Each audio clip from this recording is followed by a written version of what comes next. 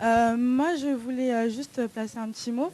Parce qu'en fait, cette semaine, j'avais eu, avant de dormir, une sorte de vision. Une voix qui me disait, voilà, lis le psaume 127. Ok, plus fort, hein. Plus près, ouais. Une voix qui me disait, voilà, lis le psaume 127.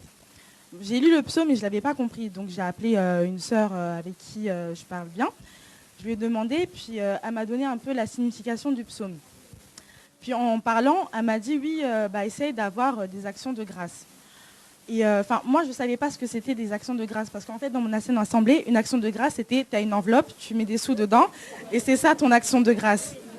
Et je me suis dit, ok, d'accord, mais je vais lui demander quand même qu'est-ce que c'est, parce que je me disais, bon, action de grâce, je dois mettre combien et tout dans l'enveloppe. Elle m'a dit, non, une action de grâce, ça peut être, tu peux chanter, tu peux prier, tu peux louer. En fait, c'est dans l'attitude, c'est dans comment on va être avec Dieu. Et j'ai appris, parce que ça, je ne savais pas du tout. Pour moi, c'était vraiment une affaire de sous.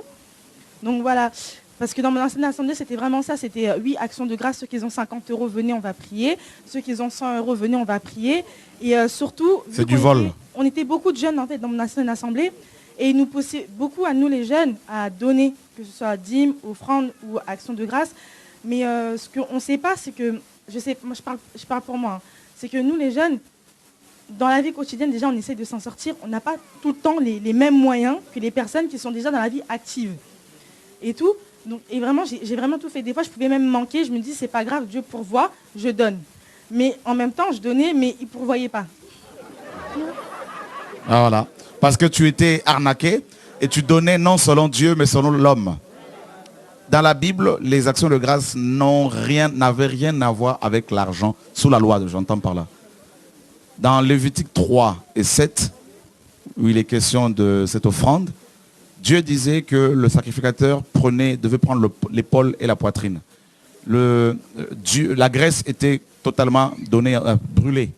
Hein, donc revenez au Seigneur. Et le reste de l'animal revenait à la personne qui l'avait offert au Seigneur. Et l'offrande d'action de grâce signifie, en hébreu, on l'appelle shlem ou shlom, qui signifie offrande de paix. Et elle préfigurait premièrement l'ensemble de l'œuvre de la croix, grâce à laquelle nous avons obtenu la paix avec Dieu. N'est-ce pas? Selon 2 Corinthiens 5, Christ nous a réconciliés avec le Père. Deuxièmement, elle préfigurait la Sainte Seine, le repas du Seigneur. N'est-ce pas? Parce qu'on participe, hein, il y a Dieu, nous, et voilà. Donc, et cette offrande n'a jamais été de l'argent, jamais, en aucun cas. D'ailleurs, à qui les hommes de l'époque rendaient-ils action de grâce? À qui? À Dieu. Pourquoi? Parce qu'ils étaient reconnaissants. Cette offrande, c'est l'offrande de remerciement. Ok, écoute, tu as ton diplôme aujourd'hui. Et on te dit, si tu as ton diplôme, et que dans beaucoup d'églises, hein, c'est le cas, pour beaucoup, ceux qui ont leur diplôme, leur pasteur leur disent, donnez une offrande d'action de grâce. Donc ils vont prendre des enveloppes, tout ça, ils mettent de l'argent dedans, ils donnent ça au pasteur. Le fait même de donner cet argent à votre pasteur parce que vous avez été, comment dire, vous avez eu votre diplôme, signifie que vous reconnaissez que c'est votre idole, que c'est votre Dieu, que tout vient de lui et non du Père Céleste. C'est pour cela que vous l'adorez. Donc c'est pour cela que ces chrétiens adorent leur pasteur. Bah oui, mais c'est ça dans les assemblées, parce que des fois, on va être là, il va nous dire, oui, mettez dans... Parce qu'en fait, on avait deux paniers, on avait l'offrande de l'église et l'offrande du pasteur. On avait deux paniers. Et en fait, j'ai toujours voulu savoir à quel moment dans la Bible il y avait marqué qu'il fallait avoir l'offrande pour le pasteur. Je savais qu'il y avait l'offrande pour l'église, mais je ne savais pas qu'il y avait pour le pasteur. Mais bon, après, comme je ne connaissais pas la parole, pour moi, je me suis dit, bon, s'il le dit, c'est que ça doit être ça. Et des fois, il prêchait, il disait, oui, cette semaine, quand vous allez mettre, vous allez avoir des virements dans votre compte qui va venir. Oui, non, mais c'est vrai, je mens pas, hein, je mens pas. Oui, vous allez avoir des virements et tout, nanana. Et moi, si je viens ici, c'est vraiment parce qu'il y a la présence de Dieu et que j'apprends beaucoup. Parce que dans mon ancienne assemblée, le seul enseignement qu'on avait, c'était quoi? L'onction royale. C'est tout, du début jusqu'à la fin. Et je suis restée pendant au moins 1 an là-bas.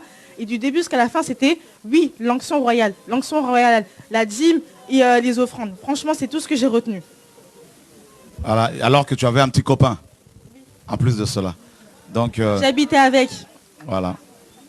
Donc, avec des cheveux bizarres, hein, des cheveux rouges. Et tu n'étais pas baptisé non plus. Non, non. Bah, voilà. J'avais demandé le baptême, on m'avait dit que oui, fallait attendre et tout, que d'abord il y avait l'enseignement. Voilà quoi. Donc du coup, ça m'a même étonnée quand on m'a dit oui, si tu veux te baptiser, on peut te baptiser. Je me suis dit mais comment? Je connais pas la parole, on peut pas me baptiser si je connais pas. Et tu as reçu ton baptême. Oui. Tu as arrêté avec les hommes. Oui. Et tu as enlevé tes cheveux. Oui. Et maintenant tu suis Jésus. Amen. Alléluia.